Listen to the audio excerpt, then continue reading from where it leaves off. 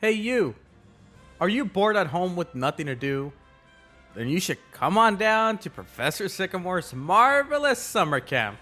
Here you'll be able to make new friends, create marvelous memories, chat on to our delectable curries from our chefs who made it very clear that they aren't part of some evil organization. And best of all, you're perfectly safe. Perfectly safe. Perfectly safe. Perfectly safe. So what are you waiting for?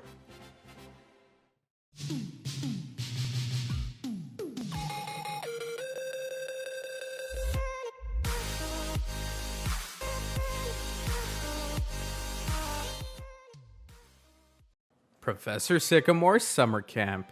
From character development to the introduction of Ash and Co's reoccurring rivals, this arc made it clear that it had it all, making it a fan favorite. How's it going, everyone? TazOfficial here, and today I'll be going over X and Y's version of a summer camp arc. And yeah, I'm aware I haven't done these type of videos in a while, but when you have Lumiose trainer Zach wanting to collab, you say yes. What's up, Lumiose trainers? Lumiose trainer Zach here. With that said, let's get this marvelous review started. Take it away, Zach.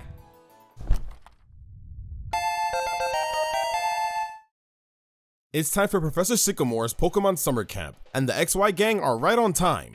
The great thing about this episode is the fact that we get the introduction to the rivals from the XY games, Tierno, Shauna, and this Ginger kid. Unlike the games where these characters sucked, the anime does a solid job with 2 out of the 3. Tierno and Shauna feel way more fleshed out compared to their in-game counterparts. Like, Tierno still wants to have a Pokemon dance team, but I love how it's worked into his battle style to make him a pretty strong trainer.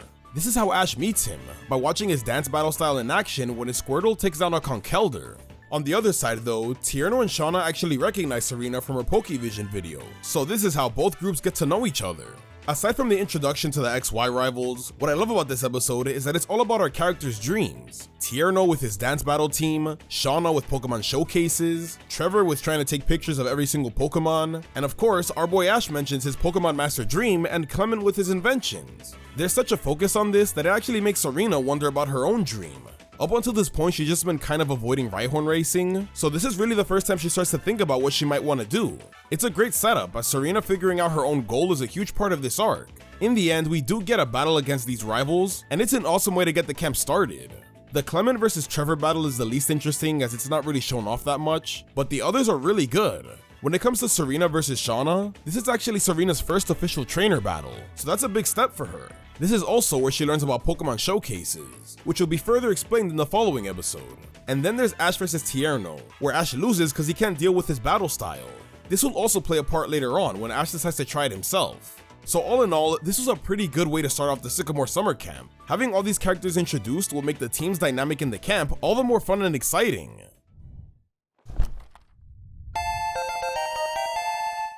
Yes, the Pokevision episode. The episode everyone remembers because of Serena finally figuring out what type of dream she wants to work towards. Oh, and I guess that a more shipping moment was nice to see too. A more shipping! Today, the campers are tasked to produce one Pokevision with the goal of promoting their Pokemon. What I already like about this episode is how Pokevisions aren't being treated as a one-time plot device, rather playing a major role in today's camp activity. It's also a nice segue for Serena discovering who Arya is and what Tripokemons are, as explained by Shauna, who is a Pokemon performer and is aiming to become Kalos Queen. Tripokemons are performances designed to express the partnership between Pokemon and trainer. With 2 sections, the first one is a themed performance that varies on the tournament, while the second is a free performance which is common to all of them. Ultimately, it's showcasing a Pokemon's full capability while trying to captivate the audience members and garnering their attention to vote for you. Eventually, you want to win 3 or more of these tournaments to enter the masterclass that gives you, the performer, a chance to become Kalos Queen. Yeah, that's a lot to take in. Past experiences also play a key role in the episode, as Ash makes that very clear with Serena during their time at the bottom of a ravine that they both fell in due to Serena's lack of awareness.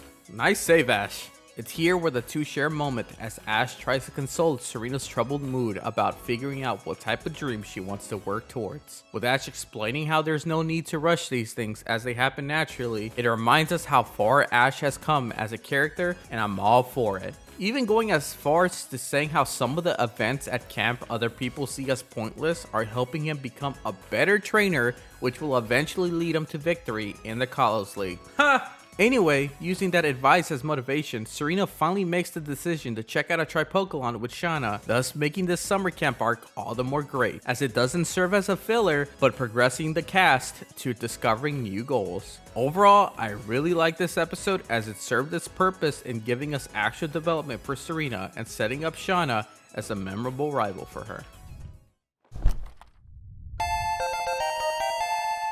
Alright, in this episode, the campers are presented with the Pokemon Orienteering Challenge, and the team that collects the stamps first wins. And with Team Froakie and Team Squirtle being tied currently, both are ready to give it their all.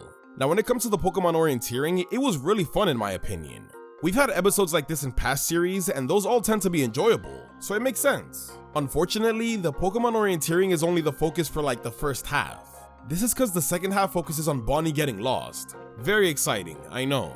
In all seriousness though, this was disappointing because the episode had the potential to be really fun, but it doesn't really deliver. The only good thing to come out of this side plot is the fact that it gives us a pretty badass Ash moment when he has to rescue Bonnie, but that's pretty much it. I will say though, what the heck is up with the summer camps and putting kids in danger? Like, Bonnie could have honestly died when she was sleeping on the drift blim, and Ash almost dies jumping off of them as well. They should sue the summer camp honestly. But anyways, something to note about this episode is the fact that Xerneas makes an appearance here, which is a nice cameo.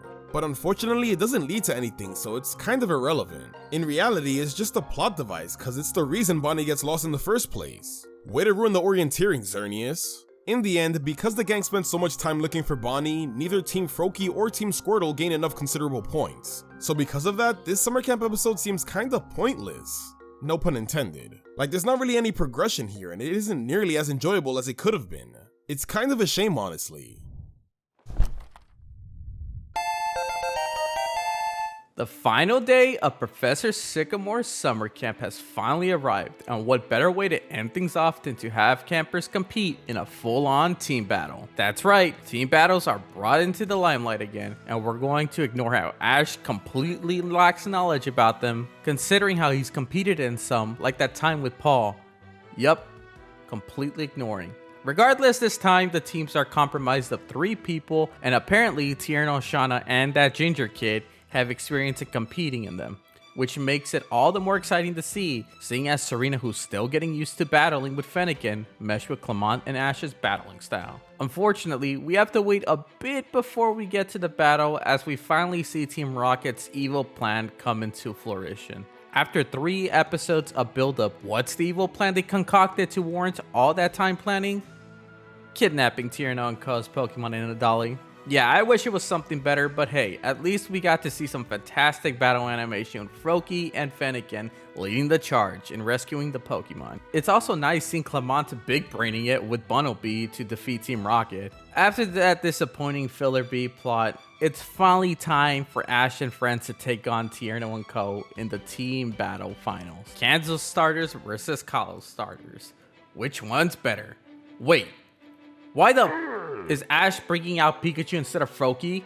Froakie clearly wanted revenge after losing to Tierno Squirtle from day 1. My biggest takeaway from the battle itself is how Serena is actually disappointed with herself after being knocked out first from the group and isn't able to hang with the likes of Ash and Clement. Not only is this a nice trait to see from her, obviously wanting to continue battling, but is told to use today's loss for the future. A testament to Ash's "don't give up until it's over" mantra. Ultimately, after a hard-fought battle between both sides, it's Ash and friends who come out on top. And with that concludes the summer camp activities. And what better way to celebrate a week long of experiences than with a nice fireworks show? But there's no time for relaxing, as Ash immediately asks for Tierno's help as he wants to replicate his dancing battling style to use against Karina, as he thinks it will make him a more powerful trainer. After a montage of moments both groups shared throughout the summer camp arc, both sides finally bid a farewell, promising to see each other again. overall, aside from the lackluster B plot with Team Rocket, this episode did a fantastic job in showing us Ash and friends finally duking it out as a team against their now established rivals, and nicely setting up Ash's future battle with Karina. Camp is all about making great memories, learning more about yourself, and making new friends. Maybe this camp isn't bad after all, although I can't do without the dying part. Thank you guys so much for watching. I want to thank Zach for collabing with me, and if you guys somehow still haven't watched his review for the Sinnoh Summer Camp arc, then be sure to check that out. Now, excuse me while I look up this camp's health insurance policy, because I really want to go now.